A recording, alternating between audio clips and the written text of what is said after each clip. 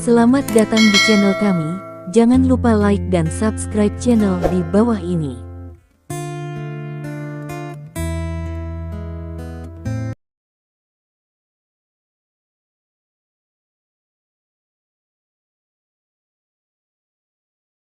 Bab 81. Apa yang dikatakan Stephen Lin itu benar. Zhou Jianye setuju dengan ini. Dia sudah menyelidiki gerakan Stephen Lin ketika dia dipanggil untuk memanggil Stephen Lin. Nasibnya ada di Hotel Hilton di Straits City. Zhou Jianye mengajukan pertanyaan seperti itu, tetapi itu hanya masalah rutin, karena sekarang Stephen Lin dicurigai. Saya menemukan tempat yang sangat aneh, kata Zhou Jianye. Apa yang kamu katakan? Kata Stephen Lin. Setelah Anda meninggalkan rumah ibu mertua Anda sekitar pukul 8 tadi malam, kamera pengintai di sekitarnya kehilangan semua jejak mobil Anda, dan sekitar pukul 9.30, mobil Anda muncul kembali di kamera pengintai, dan kemudian Anda kembali ke perusahaan Anda. Saya meninggalkan perusahaan Anda sekitar jam 10. Saya ingin bertanya, kemana Anda pergi selama periode waktu ini, 1,5 jam? Zhou Jianye bertanya. Apakah ini ada hubungannya dengan kasus kamu memanggilku hari ini? Stephen Lin bertanya. Tidak masalah, saya hanya ingin tahu. Lagi pula, di bawah sistem Skynet, apalagi mobil Anda menghilang selama lebih dari 1 jam, bahkan jika menghilang selama 10 menit, itu tidak mungkin. Di telepon, banyak penyelidikan pengawasan saat itu sedang tidak berfungsi. Baru tadi malam, kami menerima telepon ke polisi. Terjadi kecelakaan mobil di National Highway 4399, Maybach dibakar, ada 2 mayat di samping mobil, dan banyak yang tidak diketahui darahnya identitas. Kami menyelidiki mobil itu adalah mobil Ren Xuesong, kata Zhou Jianye. Oh, Ren Xuesong, saya tahu, mobil saya tergores dengan mobilnya sebelumnya, tetapi tidak ada yang terjadi, kata Stephen Lin. Jadi hal ini luar biasa. Mobil Ren Xuesong dibakar sekitar pukul 8.30, dan Ren Xuesong tidak ada di dalam mobil. Kami memeriksa tempat kejadian dan menemukan bahwa ada banyak jejak pertempuran dan hulu ledak di tempat kejadian. Itu adalah tidak mengesampingkan bahwa ini adalah kasus balas dendam. Kami memanggil Ren Xuesong di pagi hari, tetapi pihak lain mengatakan bahwa dia melarikan diri terlebih dahulu, jadi dia tidak tahu situasi di baliknya, kata Zhou Jianye. Kalau begitu kamu harus bertanya pada Ren Xuesong.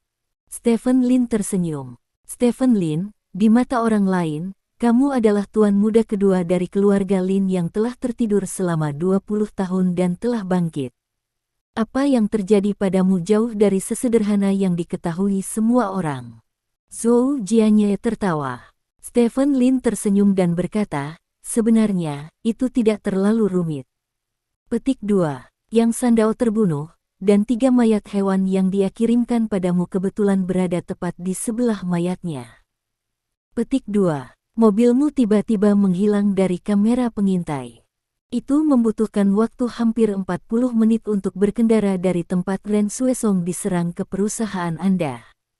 Jika Anda menghitung dari saat mobil Anda menghilang dari kamera pengintai, selama waktu ini, itu terjadi saat Anda meninggalkan ibu mertua Anda. Rumah hukum, pergi ke tempat Ren Xuesong diserang, dan kemudian kembali ke perusahaan Anda. Ketika Ren Xuesong pertama kali muncul di layar pengawasan pagi ini, dia kurang dari 2 mil jauhnya dari perusahaan Anda. Di persimpangan 100 meter, dia masuk ke mobilnya. Petik 2. Kamu memiliki konflik dengan Song Jingsheng 2 hari yang lalu. Song Jingsheng terbunuh pada tengah malam hari ini, dan pihak lain berpura-pura menjadi perampok dan pembunuh. Dia mencuri banyak perhiasan Song Jingsheng. Petik 2. Bisakah Anda memberitahu saya, mengapa ini sangat kebetulan? Tanya Zhou Jianye. Itu dia. Stephen Lin berkata dengan ekspresi berpikir, apakah kamu tahu bahwa pernah ada seseorang di dunia yang disambar petir 3 kali? Apakah itu suatu kebetulan? Kebetulan. Zhou Jianye mengangguk. Seseorang memenangkan lotre, dan mereka membelinya 99 kali. Apakah menurut Anda itu kebetulan? Stephen Lin bertanya lagi. Itu juga kebetulan, kata Zhou Jianye. Ada orang yang terbunuh oleh es yang terbentuk dari air seni yang jatuh dari pesawat. Bukankah itu kebetulan? Stephen Lin bertanya. Ya, Zhou Jianye mengangguk. Kalau begitu, bisakah kamu memberitahuku mengapa ini sangat kebetulan? Jika kamu bisa memberitahuku, maka aku juga bisa memberitahumu, kata Stephen Lin. Zhou Jianye memandang Stephen Lin, dan setelah menontonnya selama 7 atau 8 detik, Zhou Jianye tiba-tiba tertawa. Kamu benar, dan aku tidak punya cara untuk menjelaskan semua ini, jadi aku hanya bisa menghubungkannya dengan kebetulan, kata Zhou Jianye. Ya, terkadang ada kebetulan seperti itu di dunia ini. Namun, Kapten Zhou, saya bersumpah demi Tuhan bahwa saya tidak ada hubungannya dengan kematian Song Jingsheng. Jika Anda tidak percaya, saya dapat membantu Anda. Sesuatu. Lin, kata Stephen. Bantu aku dengan apa? Tanya Zhou Jianye. Saya dapat membantu Anda menemukan pembunuh di balik layar, tetapi premisnya adalah Anda harus mengungkapkan beberapa keadaan kasus ini kepada saya. Stephen Lin berkata dengan serius. Oh, saya tidak menyangka Anda, kepala keluarga Lin, menjadi Sherlock Holmes. Zhou Jianye bertanya dengan heran.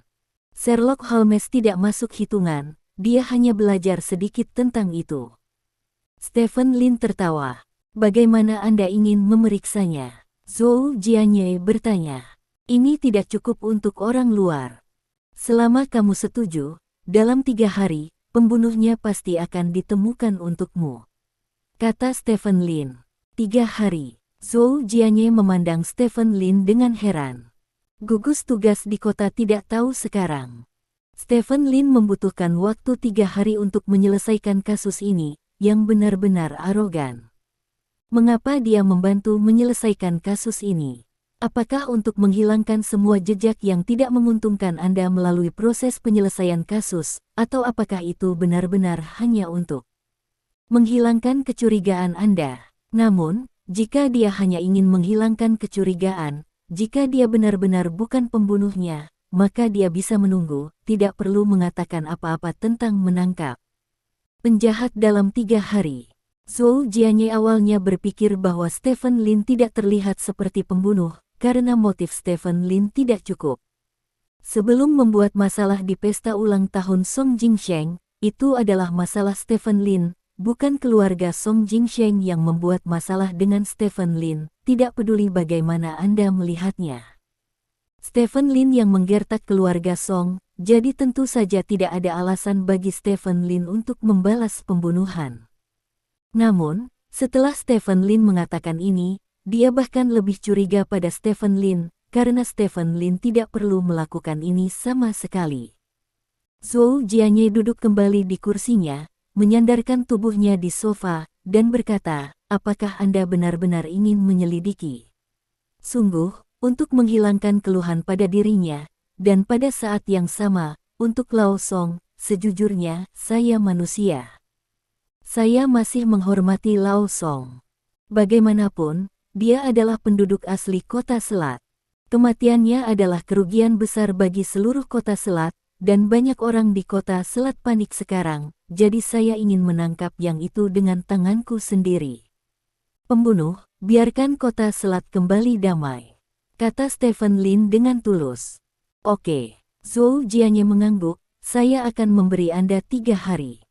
Jika Anda benar-benar dapat menangkap pembunuhnya dalam 3 hari, saya akan meminta maaf kepada Anda secara pribadi, dan saya dapat mengusulkan kepada Anda untuk mengirim Anda berpartisipasi dalam ini. Penghargaan orang luar biasa 10 kota Selat tahun ini. Petik 2. Oke. Stephen Lin tersenyum dan mengangguk. Bagaimana jika kamu tidak menemukan apapun dalam 3 hari ini? Zhou Jianye bertanya. Tidak mungkin. Stephen Lin berdiri sambil tersenyum dan berkata, saya tidak akan melakukan apapun yang saya tidak yakin. Nah, Kapten Zhou, sekarang bisakah Anda melihat seseorang? Tanda tanya. Zhou Jianye bertanya. Lagu Deseng. 10 menit kemudian, Song Deseng duduk di kantor Zhou Jianye. Stephen Lin tidak ada di sini, dia ada di kamar sebelah, tetapi Stephen Lin memasang earphone di telinganya.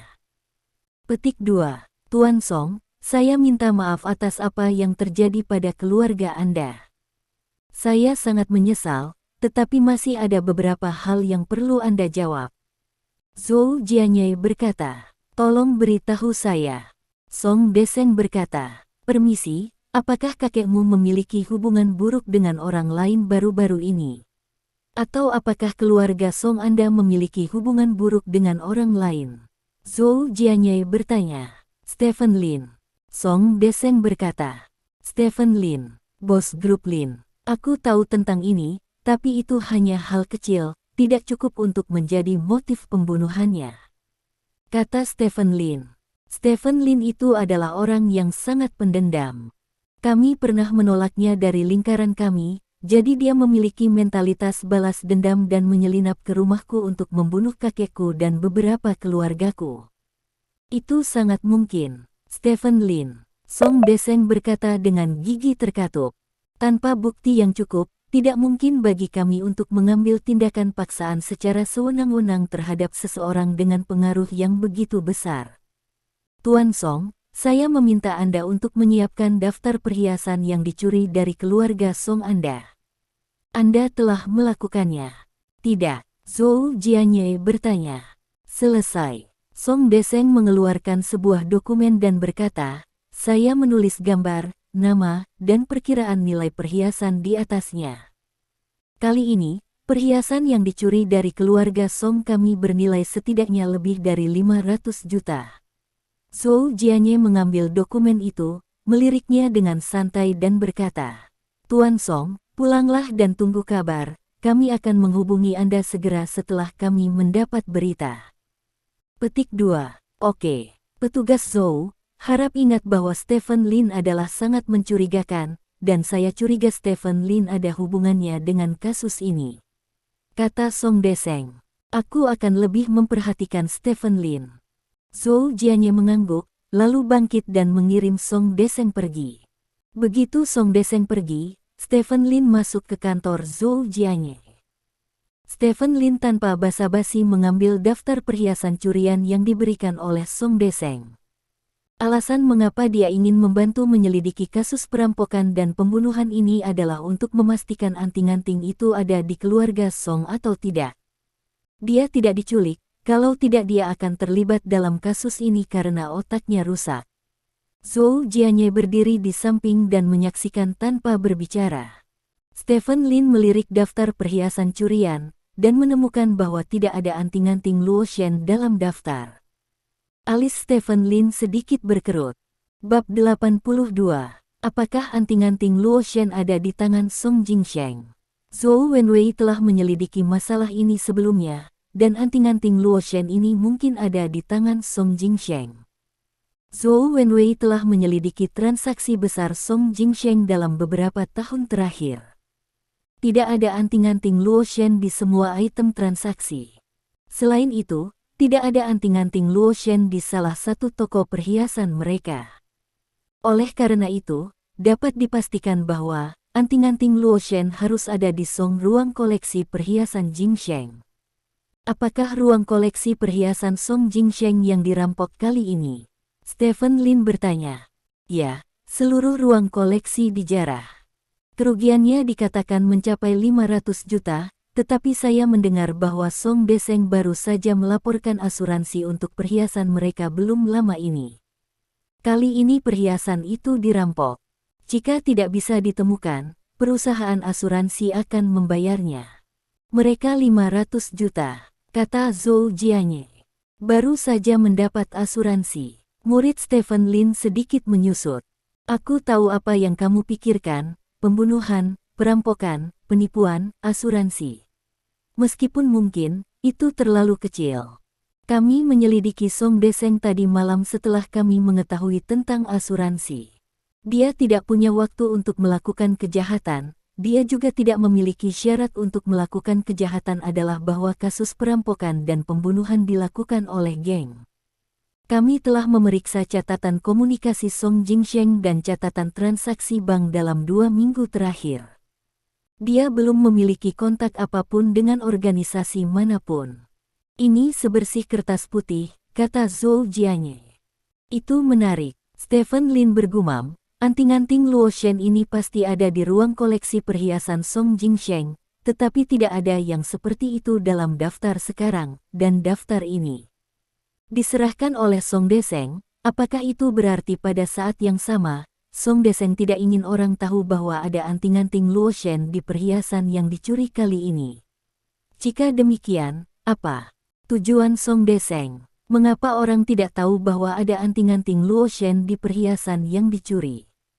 Apakah Anda memiliki polis asuransi untuk perhiasan yang diberikan Song Deseng kepadanya? Stephen Lin bertanya.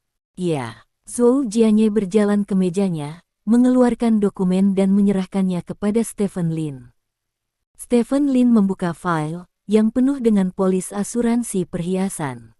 Stephen Lin melirik dengan cepat dan menemukan bahwa tidak ada anting-anting Luo Shen.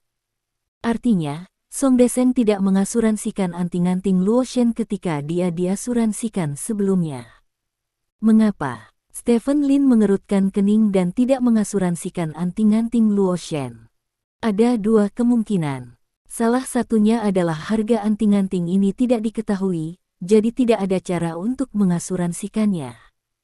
Hal lain adalah ketika mengasuransikan semua perhiasan, dia sengaja mengambil anting-anting ini ketinggalan. Dalam hal ini, anting-anting ini dicuri. Selama polisi tidak memberitahu polisi, itu tidak akan diketahui sama sekali. Bisakah saya membuat salinan ini dan membawanya pergi? Stephen Lin bertanya. Tidak. Zhou Jianye menggelengkan kepalanya. Sayang sekali. Stephen Lin tersenyum, mengembalikan dokumen itu kepada Zhou Jianye, dan kemudian berkata, saya masih memiliki sesuatu untuk dilakukan, jadi saya akan pergi dulu. Petik 2. Ingat, 3 hari. Zhou Jianye berkata. Tidak masalah. Stephen Lin mengangguk sambil tersenyum, lalu berbalik dan pergi. Setelah Stephen Lin pergi, Zhou Jianye mengangkat telepon di atas meja. Kirim seseorang untuk mengambil semua catatan sosial Stephen Lin dalam 2 minggu terakhir dan periksa apakah dia memiliki perilaku abnormal. Selain itu, kirim seseorang untuk menonton Stephen Lin dan beberapa orang kepercayaannya, kata Zhou Jianye. Ya. Zhou Jianye meletakkan telepon, melihat ke arah di mana Stephen Lin pergi, mengerutkan kening dan berkata pada dirinya sendiri, ini jelas sesuatu yang tidak ada hubungannya denganmu, mengapa bertaruh denganku? Zhou Jianye bingung sui, Stephen Lin tidak bisa menjawab pertanyaannya untuknya. Dia campur tangan dalam kasus seperti itu hanya demi anting-anting Luo Shen. Tetapi dia tidak berharap bahwa tidak ada tanda-tanda anting-anting Luo Shen di seluruh kasus. Untuk mengetahui kemana perginya anting-anting Luo Shen, Anda hanya bisa bertanya pada Song Deseng. Malam tiba. Hotel Hilton. Stephen Lin mengeluarkan ponselnya dan meletakkannya di atas meja. Setelah itu, Stephen Lin mengeluarkan ponsel lain dan meletakkannya di posisi yang berhadapan langsung dengan mikrofon ponselnya. Panggilan di ponsel ini selalu aktif. Setelah melakukan ini, Stephen Lin memanfaatkan kegelapan untuk membuka jendela dan meninggalkan Hotel Hilton. Sekitar 10 menit kemudian, ponsel Stephen Lin berdering. Telepon itu dari Yao Jing. Setelah telepon berdering 2 kali, ponsel Stephen Lin secara otomatis mengangkat ponsel Yao Jing. Pada saat yang sama, suara Stephen Lin datang dari mikrofon ponsel lain. Ada apa? Stephen Lin bertanya. Kakakku membawa pacarnya kembali Sabtu ini, akankah kita menjemput mereka di bandara? Tanya Yao Jing. Kamu bisa pergi, apa yang akan aku lakukan? Stephen Lin bertanya. Keluarga lebih mementingkan masalah ini. Kondisi keluarga istri tampaknya sangat baik, jadi ibu saya bermaksud kami akan pergi ke bandara untuk menjemput mereka. Dan kemudian ibu dan ayah saya akan bersiap di rumah. Yao Jing dikatakan. Tidak apa-apa, kata Stephen Lin. Kupikir kau akan menolakku lagi, kata Yao Jing. Mengapa aku menolakmu? Stephen Lin bertanya. Ketika aku menikahimu, ibuku tidak begitu agung, kata Yao Jing. Baru-baru ini, ada banyak penolakan darimu, kata Stephen Lin. Begitu. Ngomong-ngomong, apa yang kamu lakukan? Tanya Yao Jing. Saya sedang menonton TV. Zanyu, yang disiarkan oleh saluran 3 tidak buruk, kata Stephen Lin. Oh, itu saja, kata Yao Jing dan menutup telepon. Setelah itu, Stephen Lin juga menutup telepon. Pada saat yang sama, di Dewan Kota, Zhou Jianye memegang headset. Percakapan lengkap antara Stephen Lin dan Yao Jing berasal dari headset. Lokasi sinyal ponsel Stephen Lin menunjukkan bahwa itu ada di Hotel Hilton, jadi Stephen Lin seharusnya menonton TV di Hotel Hilton sekarang, kata pria di sebelah Zhou Jianye. Nyalakan TV dan tonton, kata Zhou Jianye. Dia mengambil remote dan menyalakan TV di dinding. Zhou Jianye menekan 3 set selat dan menemukan bahwa itu memang serial TV yang disebut Zanyu. Sepertinya dia benar-benar tinggal di hotel. Zhou Jianye berkata, mematikan TV, dan berkata, teruslah menatap Stephen Lin dan pantau semua catatan panggilan Stephen Lin. Petik 2. Ya. Di sisi lain, dalam kegelapan, Stephen Lin duduk di atas Audi yang tidak mencolok. Bukan Lisina yang mengemudi, karena saat ini Lisina sedang menonton dari luar kamar tempat dia menginap. Pengemudinya adalah seorang goper kecil. Untungnya, ini sedan, jika itu adalah kendaraan off-road, goper mungkin bahkan tidak akan bisa melihat kepalanya ketika dia duduk di dalam mobil. Namun terlepas dari ini, goper masih sangat aman untuk dikendarai. Pihak lain ada di rumah sekarang, dan ada beberapa petugas polisi di sekitar, tetapi sangat mudah untuk menyelinap masuk, kata goper sambil mengemudi. Song Deseng memiliki masalah besar, kata Stephen Lin ringan, duduk di barisan belakang. Memang ada masalah besar. Pak Dong mengatakan bahwa orang ini telah mengajukan permohonan klaim ke asuransi pada sore hari. Biasanya, dengan begitu banyak orang yang meninggal dalam keluarga, tidak peduli seberapa serakah mereka tidak boleh dalam mood untuk mengajukan klaim saat ini. Kata tikus. Jadi, temukan saja dia dan tanyakan. Stephen Lin tersenyum. Goper itu tersenyum dan mengangguk. Dalam kegelapan, mobil yang tidak mencolok ini diparkir sekitar 200 meter dari rumah Song Deseng. Bos, tunggu 10 menit untukku, kata goper. Iya, Stephen Lin mengangguk. Goper mendorong pintu dan keluar dari mobil, lalu dengan cepat menghilang di depan Stephen Lin. Stephen Lin duduk di mobil, tidak berbicara, tidak bermain dengan ponselnya, hanya duduk seperti itu, memandang keluar jendela.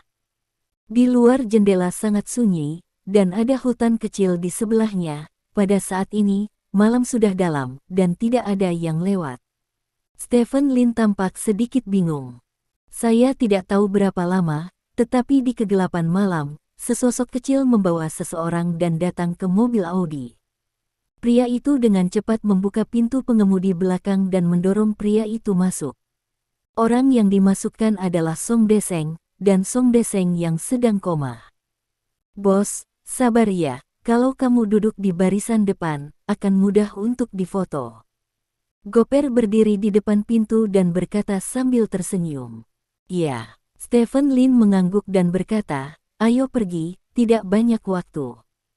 Petik 2. Oke. Goper menyalakan mobil dan pergi bersama Song Deseng. Saya tidak tahu berapa lama, Song Deseng terbangun dengan samar. Pikiran Song Deseng masih sedikit bingung. Dia melihat sekeliling, seluruh tubuhnya tiba-tiba bergetar, dan dia tiba-tiba mendapatkan kembali semangatnya. Stephen Lin. Song Deseng berteriak girang saat melihat Stephen Lin yang duduk di depannya. Saya akan menanyakan beberapa pertanyaan sederhana, menjawab dengan jujur, dan pergi setelah Anda menjawab. Jika Anda tidak menjawab dengan jujur, setelah malam ini, tidak akan ada orang seperti itu di dunia ini, kata Stephen Lin sambil tersenyum. Stephen Lin, apa yang ingin kamu lakukan? Mengapa kamu menangkapku? Kamu membunuh keluargaku, apakah kamu masih ingin membunuh mereka semua? Seru Song Deseng dengan penuh semangat. Membunuh keluargamu. Stephen Lin mencibir dan berkata, Song Deseng, apakah kamu tidak tahu siapa yang membunuh keluargamu? Ekspresi Song Deseng sedikit berubah, dan dia berkata, mengapa saya tidak tahu, kami memiliki dendam terhadap Anda, itu pasti Anda. Berhenti membicarakan hal-hal yang tidak berguna ini, saya tidak tertarik pada siapa yang membunuh keluarga Anda. Anda tidak tertarik dengan manfaat asuransi 500 juta yang akan Anda dapatkan, saya hanya ingin mengajukan satu pertanyaan kepada Anda. Selama Anda dapat menjawab pertanyaan saya tidak akan menanyakan hal lain. Kata Stephen Lin. Apa masalahnya? Song Deseng bertanya.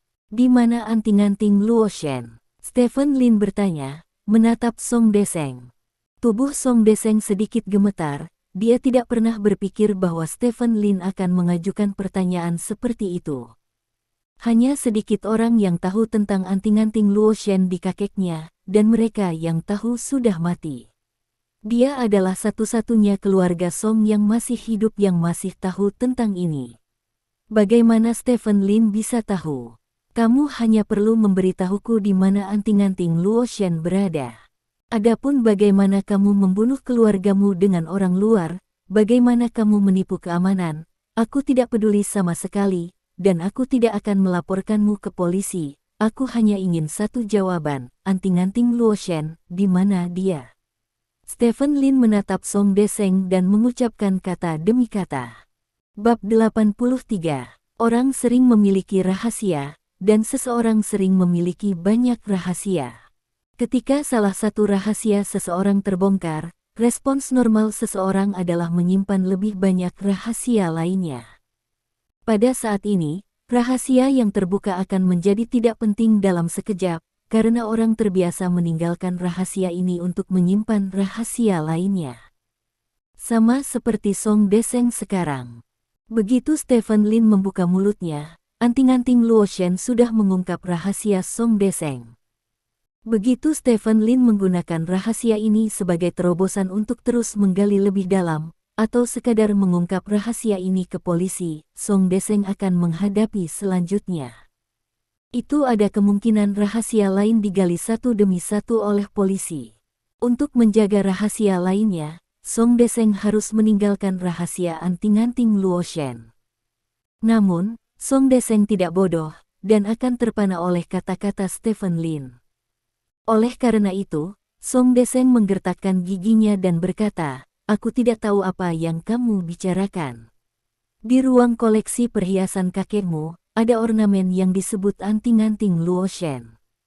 Perhiasan ini dikumpulkan oleh kakekmu beberapa dekade yang lalu selama ratusan tahun. Dolar. Ya, kali ini kakekmu dirampok dan dibunuh, dan ruang pengumpulan perhiasan dijarah. Hanya saja, saya tidak melihat anting-anting Luo Shen. Apakah itu daftar barang hilang yang Anda serahkan atau polis asuransi Anda? Tidak ada Luo Shen anting-anting. Anda katakan, jika saya memberitahu polisi tentang penemuan ini, apa yang akan dipikirkan polisi? Tanya Stephen Lin. Apa yang bisa saya pikirkan? Mungkinkah mereka dapat menemukan sesuatu untuk saya yang tidak saya miliki? Kata Song Deseng. Aku punya bukti bahwa kakekmu membeli anting-anting Luo Shen saat itu, kata Stephen Lin. Benda itu mungkin telah dijual kembali beberapa dekade yang lalu, kata Song Deseng. Kakekmu memiliki kebiasaan membuat akun ketika dia melakukan bisnis. Sejak dia membuka pegadaian 50 tahun yang lalu hingga sekarang, dia telah mencatat setiap penjualan di buku, kata Stephen Lin. Jika Anda dapat menemukan buku akun seperti itu, Anda dan saya tidak memiliki apa-apa untuk dikatakan. Song Deseng tertawa. Buku akun ini tiba-tiba menghilang beberapa hari yang lalu, tetapi untungnya, sebelum itu, untuk menyelidiki apakah anting-anting Luo Shen masih ada di tangan kakekmu, sebelum buku akun ini menghilang, aku menyelidikinya terlebih dahulu dan memasukkan semua isi buku rekening telah difoto. Meskipun ini tidak cukup kredibel, itu cukup untuk membuat polisi mencurigai Anda. Begitu polisi mencurigai Anda, mereka akan menggali segala sesuatu dalam diri Anda. Anda memiliki kepercayaan diri dan menyembunyikan rahasia kecil lainnya. Stephen Lin bertanya sambil tersenyum. Wajah Song Deseng jelek dan dia tidak bisa berkata-kata. Sekarang, kamu hanya perlu mengeluarkan rahasia kecil anting-anting Luo Shen, katakan padaku di mana dia, dan kamu bisa pergi dari sini. Aku hanya ada hubungannya dengan anting-anting Luo Shen, dan siapa yang membunuh anggota keluargamu, siapapun yang mencuri barang-barang dari keluarga Anda tidak tertarik sama sekali. Semua orang berasal dari kelas atas kota Selat, dan Anda tidak dapat melihatnya ketika Anda melihat ke atas, dan saya tidak perlu memaksa Anda ke jalan buntu. Apakah menurut Anda begitu? Stephen Lin bertanya jalan. Song Deseng terdiam selama beberapa detik, lalu berkata, anting-anting Luo Shen, aku menjualnya. Petik 2. Terjual. Stephen Lin mengangkat alisnya dan berkata, kepada siapa? Kepada sekelompok perhiasan, mereka menemukanku sebelumnya dan ingin membeli satu set anting-anting itu, jadi saya menjual anting-anting itu kepada mereka, karena kakek saya tidak berencana untuk menjualnya, jadi saya menjualnya secara pribadi. Kata Song Deseng. Seberapa banyak yang kamu ketahui tentang orang-orang itu? Stephen Lin bertanya. Saya tidak tahu banyak. Saya hanya tahu bahwa mereka berasal dari Provinsi Tianchuan, dan mereka melemparkan permata ke seluruh negeri, jawab Song Deseng. Berapa banyak dari mereka? Stephen Lin bertanya. Saya tidak tahu secara spesifik. Saya hanya bertemu 3 dari mereka. Bos mereka disebut Paman Keempat. Itu saja yang saya tahu, kata Song Deseng. Paman Keempat, kapan mereka meninggalkan kota Selat? Stephen Lin bertanya lagi. Ini, aku juga tidak tahu. Song Deseng menggelengkan kepalanya. Kamu tahu, aku bisa membuat keributan tentang rahasia kecilmu kapan saja, jadi jika aku tahu kamu berbohong padaku, konsekuensinya akan sangat serius, kata Stephen Lin. Aku tidak berbohong padamu, sungguh, aku bersumpah demi Tuhan. Song Deseng berkata dengan penuh semangat. Oke, Stephen Lin mengangguk, melirik Goper dan berkata, kamu dapat mengirimnya kembali. Petik 2. Goper mengangguk, berjalan di belakang Song Deseng, dan menekannya di suatu tempat di leher Song Deseng. Song Deseng memutar matanya dan langsung pingsan. Bos, kata-kata orang ini tidak terlalu kredibel, kata Goper. Tentu saja aku tahu, aku juga tahu bahwa selama dia kembali, dia akan segera menggigitku kembali. Tapi tidak masalah, mari kita pergi ke Paman Keempat dulu, tidak peduli apakah orang ini ada hubungannya dengan Luo Shen. Anting-anting, jika dia menemukannya, dia akan membiarkan saya mengkonfirmasi sesuatu, kata Stephen Lin. Ya, di malam hari, tukang Goper mengirim Song Deseng kembali ke kediamannya. Stephen Lin juga kembali ke hotel, dia memasuki kamar melalui jendela hotel, dan tidak ada yang tahu bahwa dia pernah pergi. Stephen Lin mengambil ponselnya di atas meja, lalu mengemasi ponsel lainnya dan melemparkannya keluar jendela. Secara alami, seseorang sedang menunggu di bawah dan mengambil telepon yang dia lempar ke bawah. Stephen Lin duduk di sofa dan menyalakan TV. Sekitar setengah jam kemudian, telepon Dong Jian datang. Saya menemukan latar belakang pria bernama Paman Keempat. Pria ini berasal dari sungai dan danau. Dia telah berkecimpung dalam bisnis perhiasan sepanjang tahun, tetapi dia setengah hitam dan setengah putih. Dia suka mengumpulkan beberapa barang dari tempat-tempat yang najis. Kata Dong Jian. Itu keluar dari tanah. Stephen Lin bertanya. Yah, orang ini suka melakukan bisnis perhiasan tua.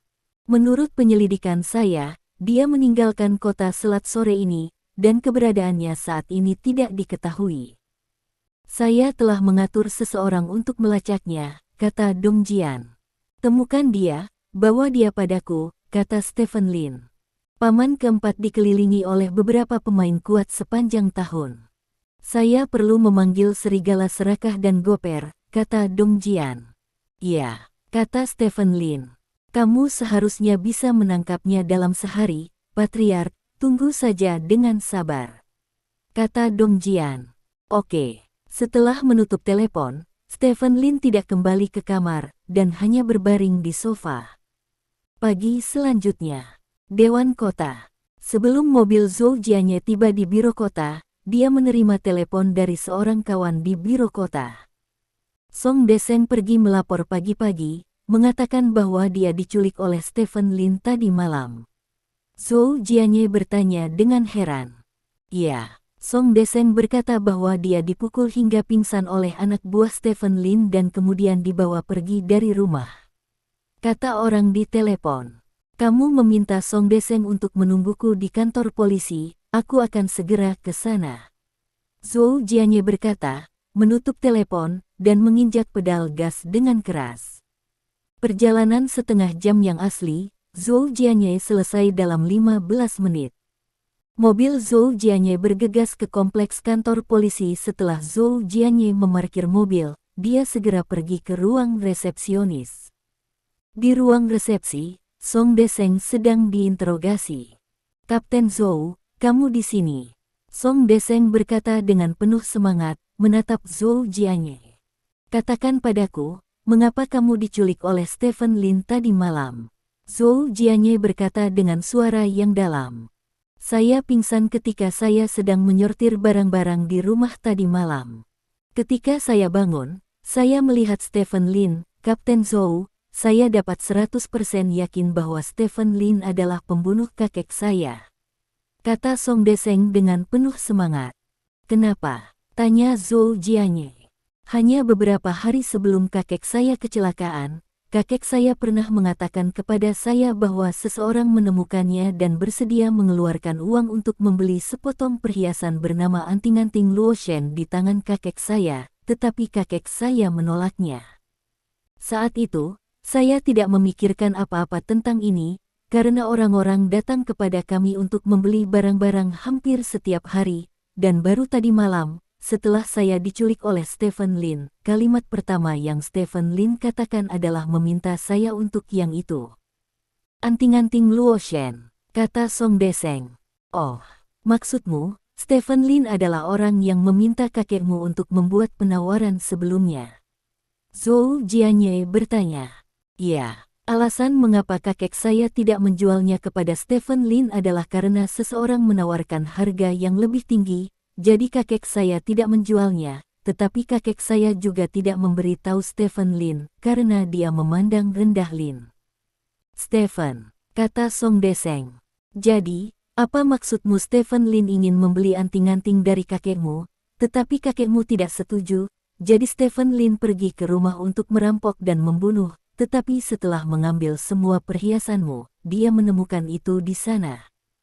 Apakah tidak ada anting-anting Luoshen di dalamnya, dan kemudian dia menemukanmu lagi? Zhou Jianye bertanya. Ya, tentu saja, Kapten Zhou, tolong tangkap Stephen Lin segera. Beri kami penjelasan untuk keluarga Song. Song Deseng berkata dengan penuh semangat. Jangan bersemangat dulu. Zhou Jianye melambaikan tangannya dan berkata, saya tidak berpikir motivasi ini cukup untuk membunuh begitu banyak orang di keluarga Anda demi sepotong perhiasan. Dengan identitas Stephen Lin di sana, berapa banyak uang yang Anda miliki? Dapatkah perhiasan memiliki puluhan juta paling banyak? Benar, jika Anda tidak dapat membelinya, Anda tidak dapat membelinya, dan Anda tidak dapat membunuh begitu banyak orang. Petik 2. Kamu tidak tahu itu, meskipun anting-anting Luoshen hanya sepotong perhiasan, perhiasan ini terkait dengan harta yang sangat besar. Harta itu disebut rumah harta karun Luoshen.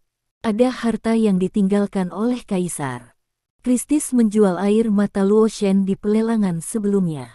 Itu adalah kalung. Kalung itu dibeli oleh Stephen Lin. Anting-anting itu adalah salah satu dari 3 set Luoshen. Jika Stephen Lin mendapatkan anting-anting Luoshen, itu berarti dia telah mengumpulkan 2/3. Hanya cincin Luoshen terakhir yang tersisa. Maka dia jauh dari Luoshen. Harta karun itu sangat dekat, kata Song Deseng. Zhou Jianye mengerutkan kening, Apa yang dikatakan Song Deseng sepertinya masuk akal. Dia selalu merasa ada yang salah dengan Stephen Lin. Sekarang Song Deseng mengatakan ini, masalah dengan Stephen Lin bahkan lebih besar. Kapan kamu diculik? Zhou Jianye bertanya. Sekitar jam 10 malam, kata Song Deseng. Pukul 10. Zhou Jianye mengerutkan kening dan berpikir sejenak, lalu berkata, ini sepertinya tidak benar. Terima kasih. Sampai jumpa di bab selanjutnya.